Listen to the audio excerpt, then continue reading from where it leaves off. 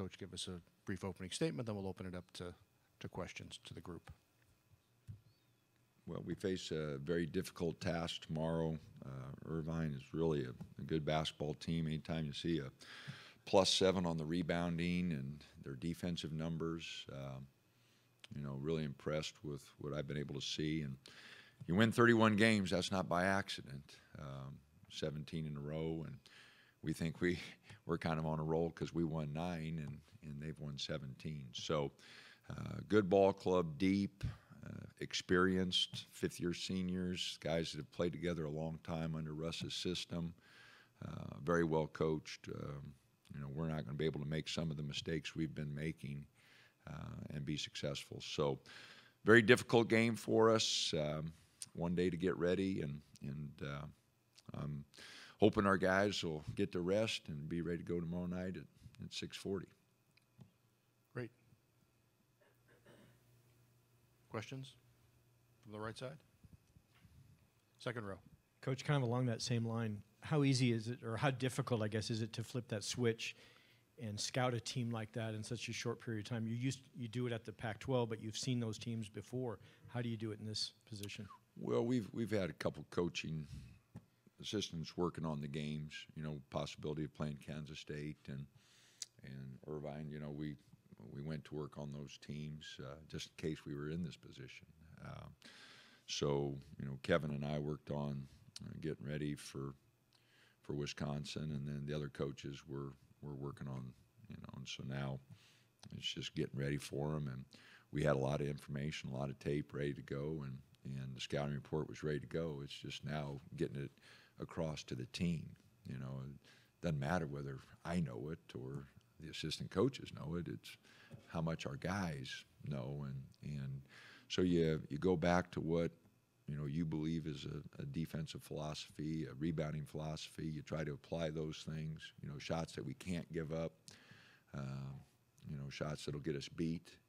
So we talk to them about those types of things and their offensive sets that try to get those shots. So I think they'll be ready. We're this one thing about playing in the Pac-12. You play a lot of Thursday, Saturdays.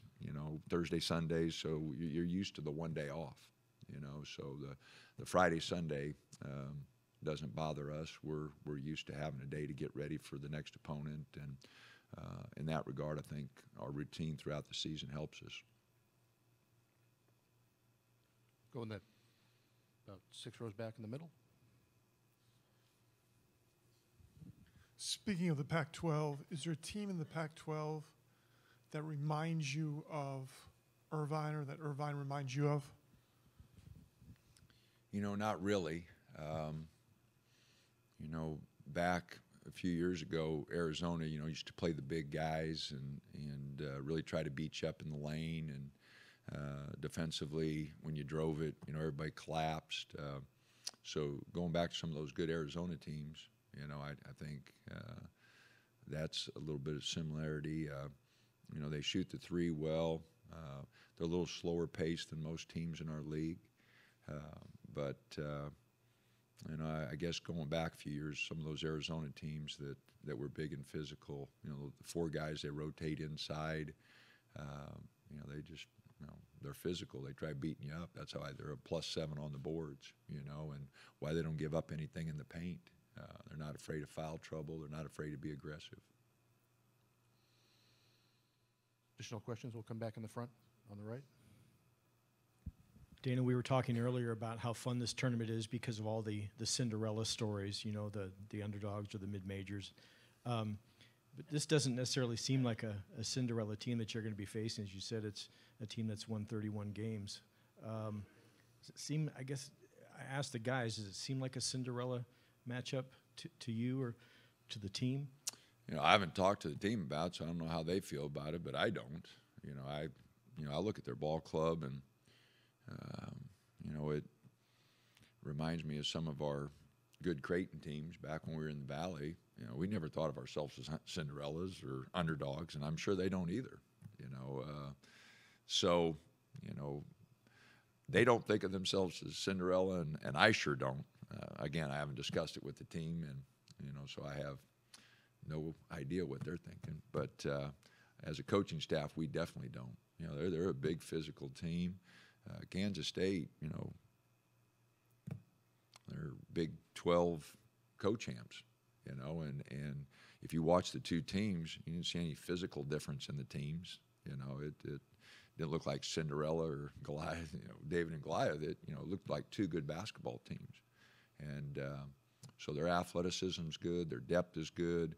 Again, they're playing guys that are older, redshirted, you know. So, you know, we've got 4 freshmen that we're trying to play, and so it's kind of a different makeup of our team compared to theirs. Theirs is an old physical team, and, you know, ours is kind of a young team that trying to figure things out yet. Go on the left. Hayden Herrera, NBC 16 Eugene.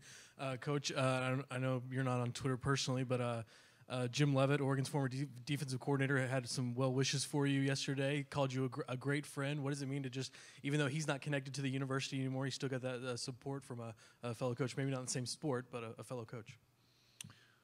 Well, we probably should have talked to Jim about our defense earlier in the year, but no, he's a good friend. We've known each other for 30 years. You know, our relationship goes back, to 89, 90 when he came to Kansas State. So I've known him for 30 years, and so that's the great thing. We even had some K-State people cheering for us last night. So I was there a long time ago. Went there in '86 and spent 7 years there. So. 2 of my children were born in Manhattan, so a lot of good memories. But no, I appreciate everybody who's, we've had a lot of people reach out. A lot of people know how frustrated we were throughout the year. It wasn't going quite as planned, but it is sure good to have everybody on our side now that we're playing a little bit better. Yeah, we'll go back. Yep, come up here. Second row, and then we'll go back a couple. Okay. Dana, you talked the other day about teams that shoot well behind the arc and running them off the line. This is a team, UC Irvine, that can shoot well from the 3. I think they got 3 guys that shoot pretty well. How do you defend that and still rim protect at the same time? Well, we're probably not going to ask Kenny to get out there too often, and we've had a little problem when teams have really spread us out, but we can't let Hazard get going. I mean, he's proven when he gets going, he's a handful.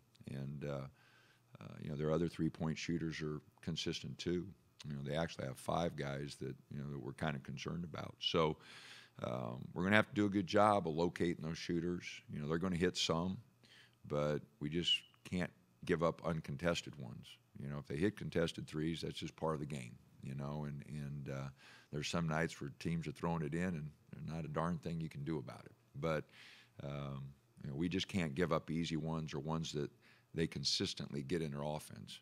So when you're watching film as a coach and you see a player getting a shot consistently and knocking that shot down, those are the ones you show your team and say, fellas, we can give up this one, but this one's going to hurt us. And hopefully in a day our guys understand that and we don't give up too many of those looks. Anything additional?